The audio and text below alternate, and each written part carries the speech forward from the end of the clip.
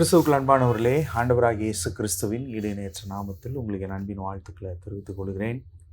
அந்த நல்லவர், ஒரு பெரிய காரியங்களை செய்கிற தேவனாக இருக்கிறார். இந்த நாளிலும் கூட ஒரு ரேமா வார்த்தையை நம்ம வாசிக்க போகிறோம், தியானிக்க போகிறோம். அப்போஸ்தலர் நடவடிக்கைகளின் புஸ்தகம் 1ஆம் அதிகாரம் 13-14 வசனங்களை நான் உங்களுக்கு வாசிக்கிறேன். அவர்கள் அங்கே வந்தபோது மேல் வீட்டில் ஏறினார்கள். அதில் பேதுருவும் யாக்கோபும் யோவானும் அந்திரேயாவும் பிலிப்பும் தோமாவும் பர்தலமேயும் மத்தேயும் அல்பேயுவின் குமாரனாகிய யாக்கோபும் செலேத்தே என்னப்பட்ட சீமோனும் யாக்கோபின் சகோதரனாகிய யூதாவும் தங்கியிருந்தார்கள். அங்கே இவர்கள் எல்லாரும் ஸ்திரீகளோடும் இயேசுவின் தாயாகிய மரியாளோடும் அவருடைய சகோதரரோடும் கூட ஒருமனப்பட்டு ஜெபத்திலும் வேண்டுதலிலும் தரித்திருந்தார்கள்.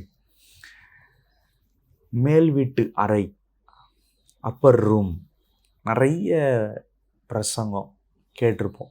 மேல் வீட்டு அறை, அப்பர் ரூம், அந்த எக்ஸ்பீரியன்ஸ். இந்த சீஷர்கள், அப்போஸ்தலர்கள், இயேசுவோடு கூட இருந்தவர்கள், இயேசுவினுடைய தாய், அவருடைய சகோதரர்கள் எல்லாரும் அந்த மேல் வீட்டு அறையில் போய் இருந்து ஒருமனப்பட்டு வேண்டுதலிலே ஜெபத்தில் தரித்திருந்தார்கள்.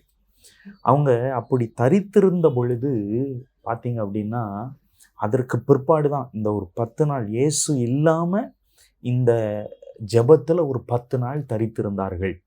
இந்த 10 நாள் ஜெபந்தான் ஒரு பெரிய ஒரு அசைவு, ஒரு பெரிய ஒரு எழுப்புதலை உண்டு பண்ணினது.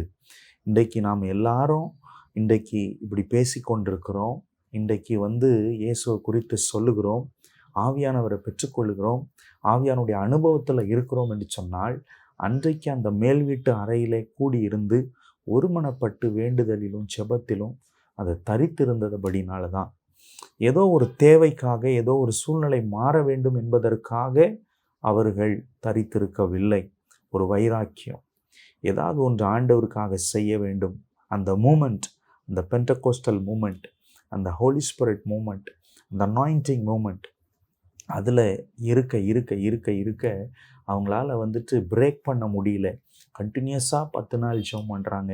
அதற்கப்புறம் உள்ளது எல்லாமே பரிசுத்தாவியானவருடைய சரித்திரம், பரிசுத்தாவியானவருடைய செயல்பாடுகள், பரிசுத்தாவியானவருடைய ஒரு பெரிய ஒரு மகத்துவமான காரியம். இப்போ நாம் ஏதோ ஒரு காரியத்திற்காகத்தான் தேவனுடைய சமூகத்துக்கு போகிறோம்.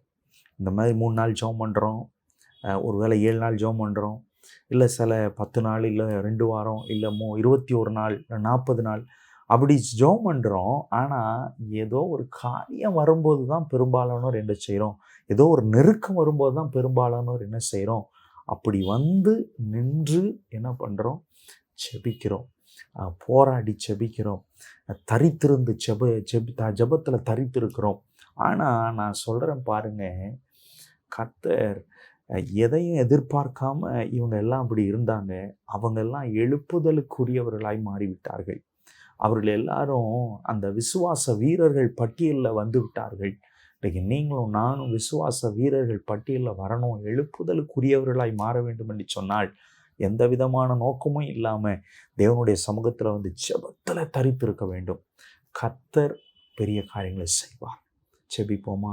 நல்ல தகப்பனே, உம்மை துதிக்கிறோம், உம்மை ஸ்தோத்தரிக்கிறோம். கர்த்தர் நல்லவர், நீ பெரிய காரியங்கள் செய்வதற்காக நன்றி. நினைப்பதற்கும் வேண்டிக் கொள்வதற்கும் அதிகமாக கிரிகளை நடப்பிக்கிற தேவனப்பா, உங்களால் செய்ய முடியாத அதிசயமான காரியம் ஒன்றும் இல்லை. தகப்பனே, நீ பெரிய காரியங்களை செய்வீரா? தாழ்த்தி ஒப்பு கொடுக்கிறோம். இயேசுவின் நாமத்தில் நாங்கள் ஜெபிக்கிறோம்.